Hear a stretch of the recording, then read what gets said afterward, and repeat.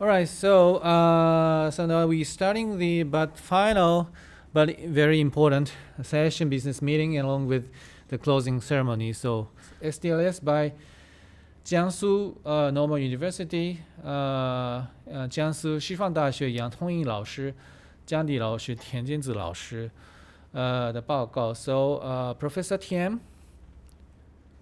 Okay. So please, I will hand it down to your presentation. First, thank you, Professor Hayashi, and thank you all of the participants, and thank you, 日本神户外国语大学, and dear ladies and gentlemen, as this beautifully organized workshop is drawing to close, I have the pleasure to introduce you Professor Yang Tongyin from my home institution, the School of Linguistics, Sciences and Arts of Jiangsu Normal University, to make a speech. Professor Yang, please. Hi, good morning, everyone.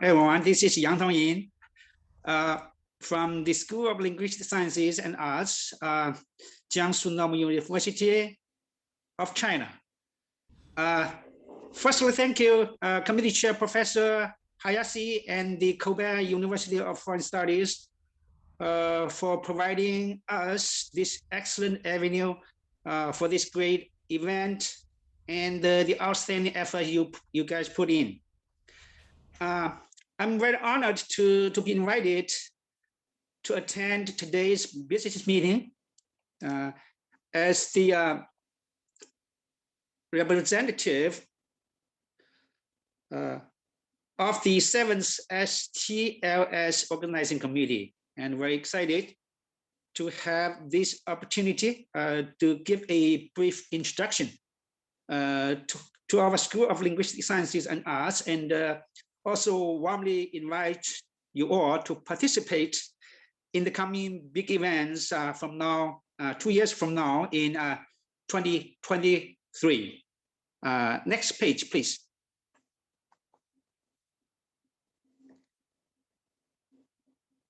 Let me begin with some essential information of the Jiangsu Normal University. Our university was established in 1952 and actually will celebrate its 70th anniversary next year. As one of the very first universities in China to admit postgraduate students as early as in 1981, Jiangsu Normal University now has 4 campuses encompassing more than 400 acres with 22 specialty schools and or colleges. The university has pretty strong programs in education, literature, history, science, engineering, agriculture, and also fine arts. Next page, please. Comparatively or relatively, our university is a rather big-sized university with more than 28,000 full-time undergraduates, 3,500 postgraduates, and 414 international students from 46 countries in 2021. So basically, this is information about our university. I would like to, next please.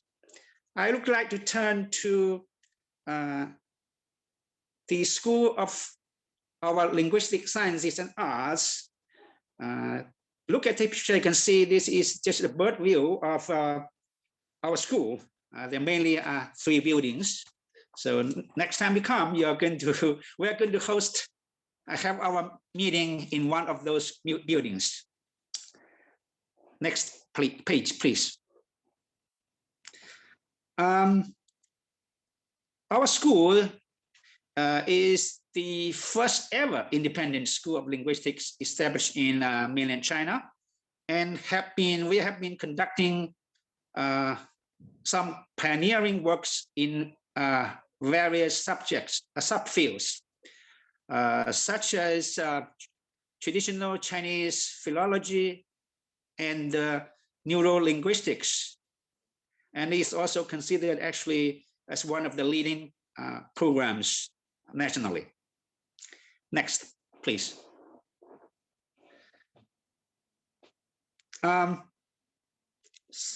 Sorry, okay.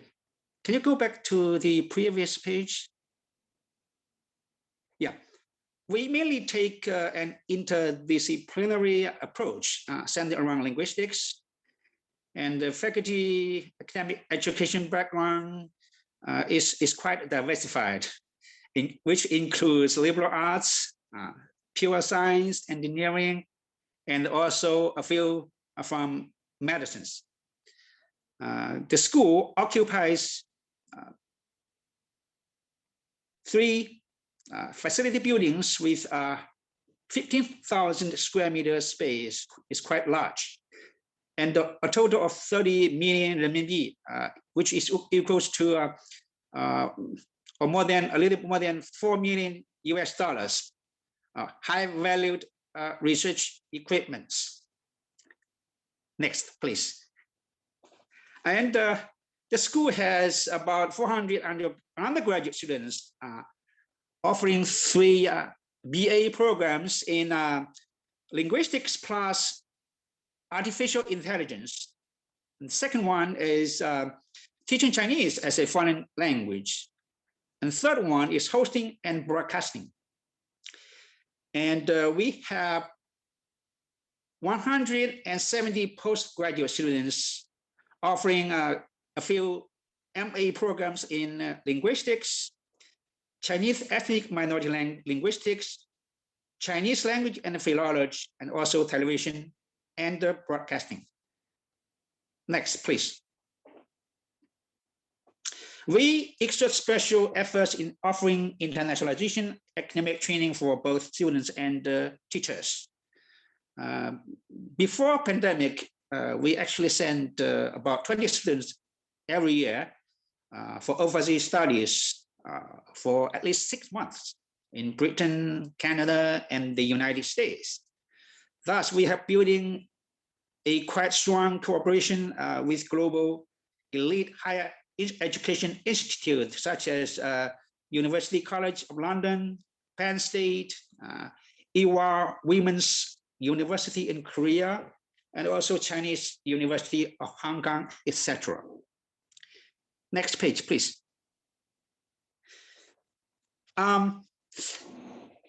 Relatively, our school has a quite a big size. We have 58 faculty and staff members. Of them, 19 are full professors, 12 associate professors, and 20 assistant professors, including 2 prestigious young scholars. And more than 70% of our faculty members possess overseas education and or working backgrounds.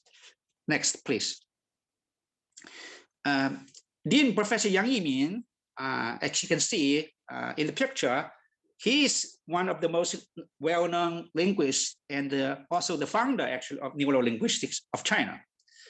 He's also the first young scholar in the field of linguistics and applied linguistics of China.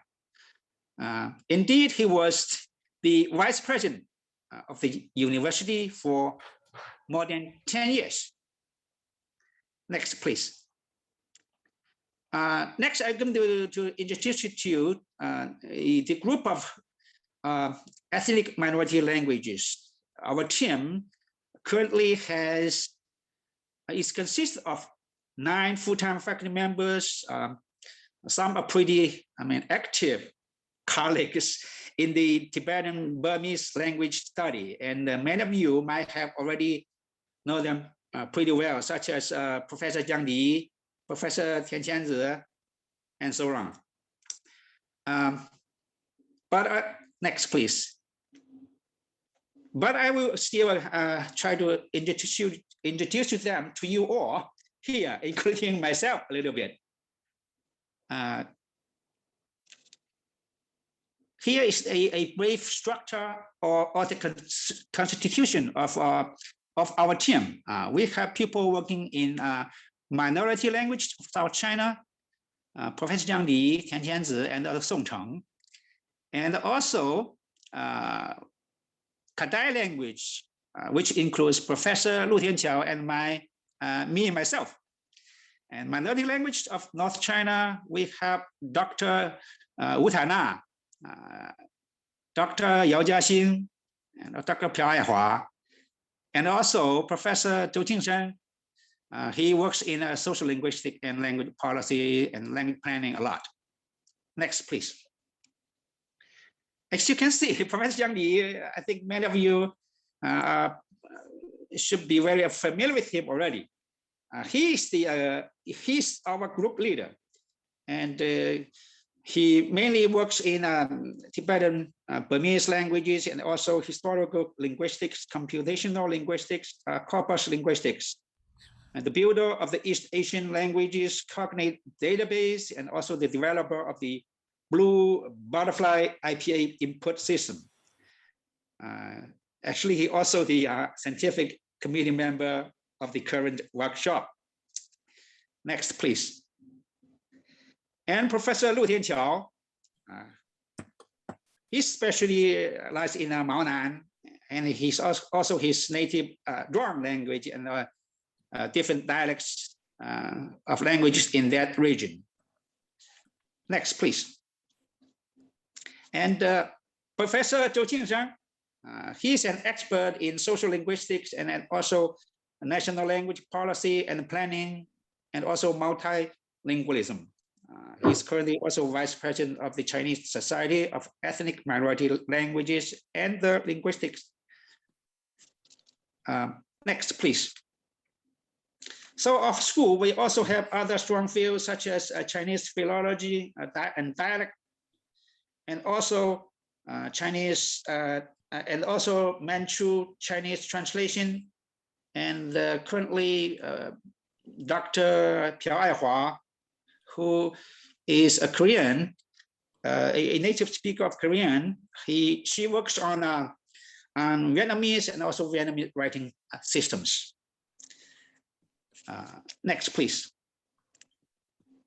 Additionally, as you may be interested in, we also host and edit the Journal of Linguistic Sciences. It's a bi-monthly journal and a peer-reviewed journal. Since its first started publication in, I think 2002, it is indexed by the CSCI and also funded by the National Social Science Foundation, highly selective, and is also the first ESCI indexed journal of linguistics from mainland China. I like to especially mention here, please submit your great article for us anytime when that is ready, so that more scholars can know your most recent work and share that with the academic. So this is the part about our school. And next, I would like to turn to the host city and give you some information about Suzhou. Next, please. Next. Yep. Suzhou is a quite old city. On the one hand, it was officially founded 2,600 or 2,000, more than 2,000 years ago. And next, please. And it actually, if you have not yet had the chance to visit Suzhou yet, it actually geographically sits right on the midpoint between Beijing and Shanghai. It also lies in the northwest of Jiangsu province, bordering with Anhui, Hebei, Henan, and also Shandong provinces. Next, please. Oh, yeah, right. It's also the second biggest transportation hub in China right after Zhengzhou, which is a little bit west to Xuzhou. And Longhai Railway and also Beijing-Shanghai high-speed railway right converge in Xuzhou, right in this place. So next time you come around, you can either fly directly from Seoul, Korea, South Korea, and also Bangkok from Thailand, and also you can take transferring flights from Beijing or Shanghai. So it's quite convenient transportation-wise. Next, please. Yeah, it's also a big city. In this data from 2020, last year, shows that the city has a population of more than 9 million people. The city's economic GDP ranked actually 27th nationally, including all of the provincial cities of more than 30 provinces. Next, please. And also, Xuzhou, there's some quite well-known universities and higher education institutions in the area, including, besides Jiangsu Normal University, we also have the China University of Mining and Technology, Xuzhou Medical University, and the Xuzhou University of Technologies, etc. Next, please. And also finally, I'm also very honored to be awarded hosting the coming 7th workshop on the Sino-Tibetan languages of Southwest China in 2023. So the school would like to thank you all for your trust that you put on us. And we will do everything possible we can to make that a success. And on behalf of the School of Linguistic Sciences and Arts of Jiangsu Normal University from China, I would also like to invite everyone here participating in these the 6 STAS to join us for preparing the next workshop. And also, please also spread the word or information around to other colleagues and the linguists, so that more and more scholars can and will participate next time, no matter that will be online or offline, depending on the global status of the current pandemic situation. So I'm very happy and very honored to have this opportunity to present this speech. And we are here waiting for you all to come and see you in Xuzhou 2026. Thank you all and have a very nice weekend. Thank you very much. That's the end of my speech. Thank you, So, Professor Yang. yeah. Welcome all of the people to come to Xuzhou and take part in the STLS in 2023. See you.